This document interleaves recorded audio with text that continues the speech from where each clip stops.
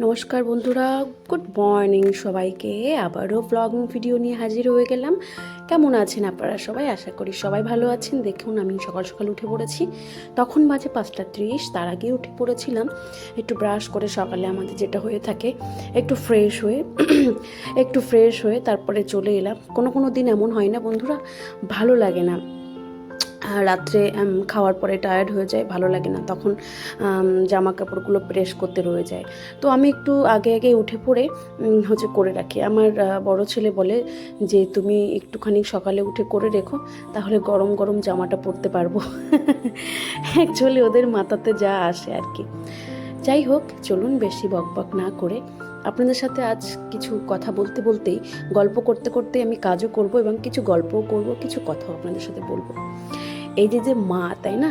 Actually মা শব্দটা এতটাই ছোট, কিন্তু মা শব্দটার মানে এতটাই যে ভারী বলতে এতটাই কষ্টের, সেটা বলে বোঝানো যায় না। হ্যাঁ, আপনারা হয়তো বলবেন মা আবার কষ্ট হয় নাকি? একদমই নয়। মানে আমার বলার মানেটা যে মায়েরা যে কি করে আর একটা মা যে কি করতে পারে, সেটা একমাত্র একজন মাই জানে। কিন্তু কথা হচ্ছে এই যে আমাদের মতন সাধারণ ঘরের মেয়ে, বউ বা মা, জানেন তো, আমাদের কিন্তু প্রাপ্য সম্মান আমরা পাই না। অ্যাকচুয়ালি প্রাপ্য সম্মান বলতে, হ্যাঁ, আমি আপনাদের সাথে আরেকটা কথা বলে নিই। আজ বৃহস্পতিবার, যেহেতু আমার ভিডিওটা আপলোড করতে একটু লেট হয়ে গেছে, কিছু দরকারি কাজের জন্য আমি কোনো ভিডিও কাল কোনো কাজই করতে পারিনি। তো আপনারা আমার পরিবার অবশ্যই সব কিছু মানিয়ে গুছিয়ে নেবেন। তো যেহেতু আমার নিরামিষ, তো আমি প্রত্যেক বৃহস্পতিবারে চেষ্টা করি নিরামিষ কিছু দেওয়ার বাচ্চাদের। কারণ নিরামিষ তো নিরামিষই, সেই দিনই সেটাই বরাবর চেষ্টা করি। অ্যাকচুয়ালি আমার একটু হালকা সর্দি জুখাম জ্বর টর হয়েছিল, কারণ আমি না চাদর পরে একদম চাদর আমার একদম ভালো লাগে না, আমি সামলাতেই পারি না। তো যাই হোক, তো আমি ওদেরকে আজ আলু পনিরের তরকারি দেবো এবং সঙ্গে লুচি করে দেবো। আমি প্রত্যেক বৃহস্পতিবারে চেষ্টা করি একটু লুচি দেওয়ার, এবং আমি সবসময় একটু সকালবেলায় উঠে না একটু গরম জলে চেষ্টা করি কিছু করার। যাই হোক, তো আমার এইদিকে সবজি হচ্ছে, বসিয়ে দিয়ে এসেছি, আর নিচে এসে আমি দেখতে পাচ্ছেন আটা ময়দা মাখছি। হ্যাঁ, আমি ময়দাটা খুব কম ইউজ করি।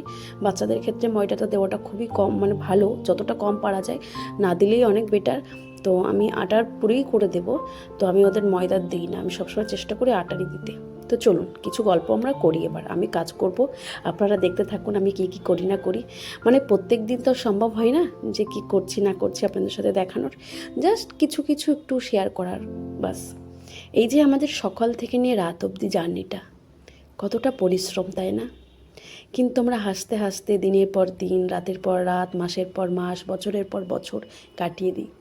কিন্তু তার বিনিময়ে কিন্তু আমাদের কিচ্ছু চাই না, কিচ্ছু নয়। হ্যাঁ, আপনারা হয়তো ভাববেন যে মা হতে গেলে এটা আমাদের দায়িত্ব। অবশ্যই আমাদের দায়িত্ব এবং আমাদের কর্তব্য। কিন্তু কখনো আমরা না মানসিকভাবে ভেঙে পড়ি, শারীরিকভাবে ভেঙে পড়ি, ভীষণ টায়ার্ড হয়ে যায়। কারণ একটা মানুষ একই জায়গায় থাকতে একটা কাজ করতে জানেন তো, তারও ফিজিক্যালি, তারও মেন্টালি অসুস্থতা হয়ে পড়ে। যার কারণে আমাদের কিন্তু কাছে পিঠে হোক বা যে কোনো জায়গায় হোক, একটু 2-3 মাস পর বা 6 মাস অন্তর একটু ঘুরে আসা কিন্তু খুবই ভালো। সেটা যদি আপনার বাড়ির লোক আপনাকে কেয়ার করে, ভালোবাসে অন্তর থেকে, সেটা আপনার সাথে অবশ্যই হবে। কিন্তু আপনাকে যদি ম্যাশিং মনে করে, সেটা কিন্তু হবে না। আমি মনে করি একটা বাড়ির বউ যদি সত্যিকারের ম্যাশিং হতো, তাহলে কিন্তু খুব ভালো হতো। আমাদের যদি 2টো হাত না দিয়ে ভগবানের 10টা হাত দিত, আরও ভালো হতো। আমি কেন কথাগুলো বলছি? এই যে আমি কাজ করছি, আপনারা দেখবেন কী করি, এটাতে একটু করে ভিডিও ক্লিপ করে আপনাদের সামনে চেষ্টা করেছি ধরে রাখার। কিন্তু এটা ছাড়াও তো অনেক কিছু ক্যামেরার পিছনে হয়, তাই না? সেইগুলো তো আমাদের পক্ষে আর সম্ভব হয়ে ওঠে না। যতটা একদমই নয়, যতটা একদমই সম্ভব ততটাই করি, সম্ভব না হলে তো পসিবল নয়। তো একটা ঘর সামলাতে হলে একটা বাড়ির মেয়ে বা বউর অনেক পরিশ্রম করতে হয়। বিশেষ করে জানেন তো, এই যে বাড়ির বউয়েরা হয়, এরা কিন্তু কোনো শিক্ষা দীক্ষা জানে না, জেনে আসে না, পারে না। আপনি যতই অক্লান্ত পরিশ্রম করেন না কেন, আপনার পরিশ্রমের কখনো কেউ দামই দেবে না। ওই যে বললাম, কেউ যদি আপনাকে অন্তর থেকে ভালোবেসে থাকে, তাহলেই দেবে, না হলে দেবে না। এই যে আমাকে দেখতে পাচ্ছেন, আমি কিন্তু আমার মতন কাজ করেই যাচ্ছি, কিন্তু বাদবাকি লোকজন, কেউ ঘুমিয়ে আছে, কারোর হয়তো ওয়াকিং জগিং করার ব্যাপার আছে, হাঁটতে যেতে সকালবেলা হাঁটতে যাওয়ার ব্যাপার থাকে, তারা কিন্তু বেরিয়ে যায়, কিন্তু আমারটা আমাকে করে রাখতেই হয়। মা তখনই আমরা বুঝতে পারি, মা শব্দ যখনই আমরা মা হই, জানেন তো। আর এখনকার দিনের বাচ্চাকে মানুষ করাটা খুব চ্যালেঞ্জ হয়ে দাঁড়িয়েছে। আমি জানি না এটা হয়তো সবার ক্ষেত্রে কিনা, কারণ আমি বেশিরভাগই দেখি। আর সব থেকে বড় ব্যাপার জানেন তো, এই যে আমরা মায়েরা যেটা হই, আমাদের ভালো হলেও খারাপ, খারাপ হলেও ভালো। কী অদ্ভুত নিয়ম, তাই না? কেন বলুন তো, ভাবলেই অবাক লাগে। এই যে আমরা এত কষ্ট করে বাচ্চা জন্ম দেব, এত কষ্ট করে বড় করব তাদেরকে তিলে তিলে তিলে তিলে করে, কিন্তু তাদের থেকে ভালোবাসা, একটু সম্মান, একটু মানে যাতে একটু মানুষের মতন ভাবে বা একটু মন থেকে ভালোবাসে, এটাই তো আমরা চাই। জানেন তো, বাড়ির বউরা এমনই হয়, যারা বুদ্ধিমান পুরুষ হয় না, তারা জানে তার স্ত্রীকে, তার ওয়াইফকে কী করে ভালো রাখা যায়।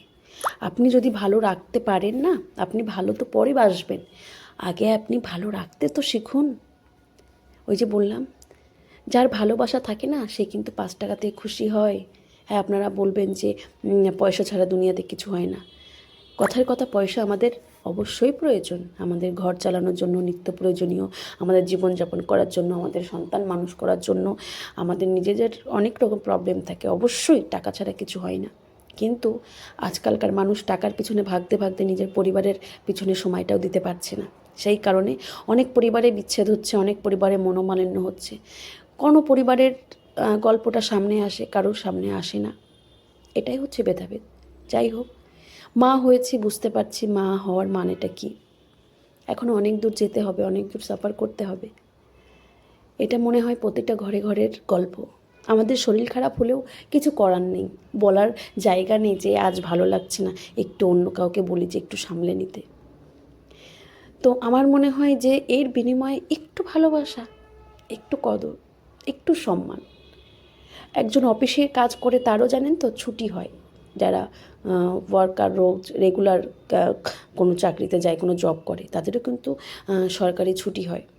কিন্তু হাউসওয়াইফ না তাদের সানডে আছে, না তাদের কোনো দুর্গাপুজো বলুন, কোনো বড় আমাদের উৎসব বলুন, বাঙালি উৎসব, বরং সেই উৎসবগুলোর দিন আমাদের তো রান্নাঘর থেকে বা কোনো কাজ থেকেও আমরা উদ্ধারই হতে পারি না।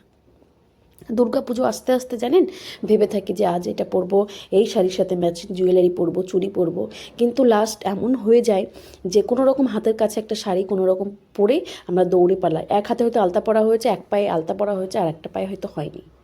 বাচ্চাদেরকে গুছিয়ে সংসারে কাজকর্ম করে কখনো মনে হয় না স্বামী স্ত্রীর যে দুজনের সংসার দুজন মিলে করি। যাই হোক, বেশি কথা বলবো না, এটা আমার অভিজ্ঞতা থেকে বলছি। তো আমার মিনি ব্লগটা আজ কেমন লাগলো অবশ্যই কমেন্ট করে জানাবেন। যদি ভালো লাগে থেকে বলবেন, তাহলে অবশ্যই আগেও কোনো নতুন সুন্দর গল্প নিয়ে হাজির হয়ে যাবো। এটা গল্প নয়, এটা আমাদের জীবন, এটা আমাদের বাস্তবতা। যাই হোক, চলুন, ভালো থাকবেন, সুস্থ থাকবেন। যদি ভিডিওটা ভালো লেগে থাকে, একটা লাইক কমেন্ট করে দেবেন। টাটা।